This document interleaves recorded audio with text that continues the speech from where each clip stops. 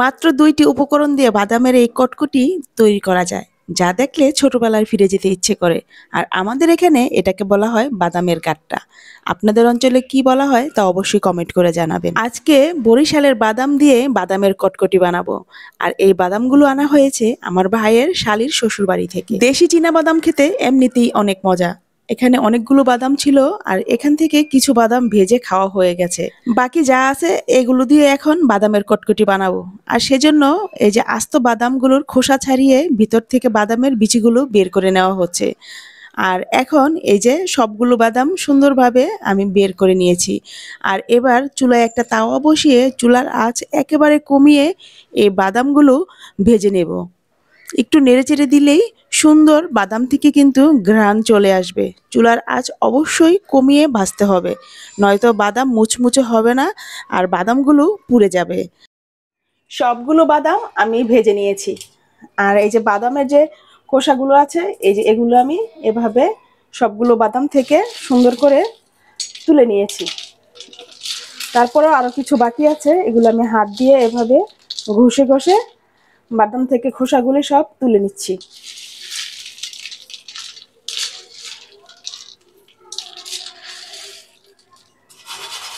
তারপরে এগুলো এভাবে ঝাড়া দিলেই সুন্দর করে খোসা আর এই যে খোসাগুলি সব আলগা হয়ে যাবে।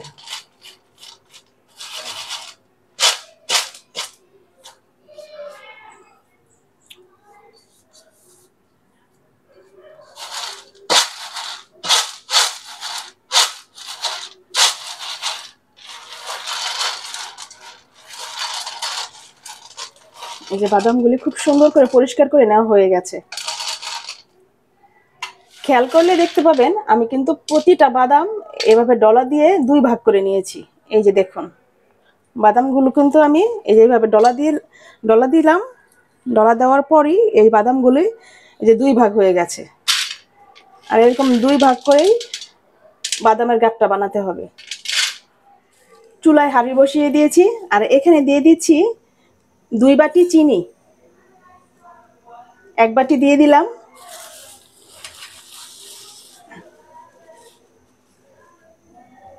এই যে আরো অর্ধেক বাটি দিলাম, 2 বাটির দরকার নাই। দেখি চিনিগুলো আমি এই যে জাল দিতেছি, এগুলো এখন ক্যারামেল হবে। এই যে চুলার আঁচটা কমিয়ে দিয়েছি, আস্তে আস্তে চিনিগুলো গলে গিয়ে ক্যারামেল হয়ে যাবে। আর আমি সেই পর্যন্ত অপেক্ষা করব। চিনিগুলো দেখেন কত সুন্দর করে গলতে শুরু করছে। এই যে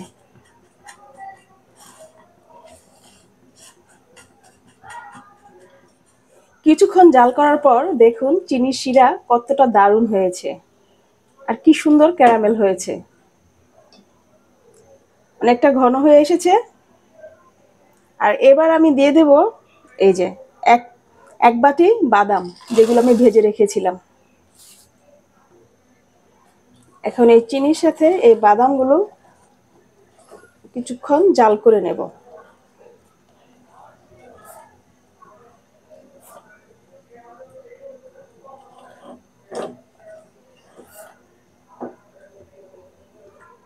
চিনি আর বাদাম এই যে একসাথে জাল করা হয়ে গেছে। এবার চুলা বন্ধ করে দেব।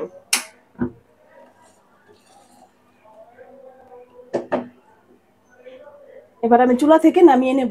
যেই প্লেটে বাদামের কটকটি সেট করব সেটাতে একটু সামান্য ঘি অথবা তেল মাখিয়ে নেবেন। এবার জাল করে নেওয়া গরম গরম বাদামের এই যে মিশ্রণটা আমি এই প্লেটের মধ্যে ঢেলে দেব।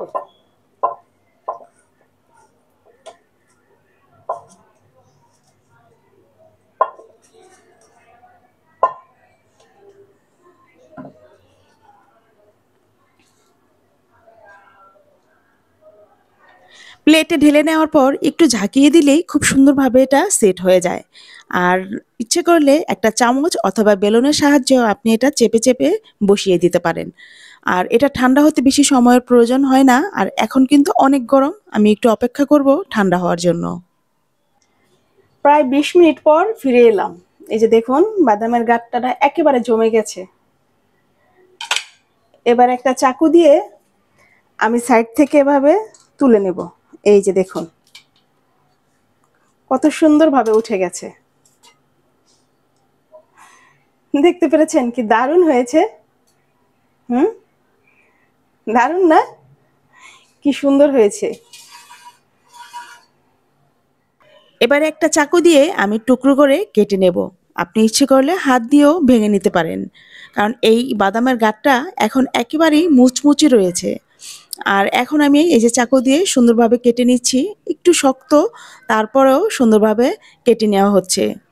এখন দেখুন তো কি দেখতে লোভনীয় লাগছে।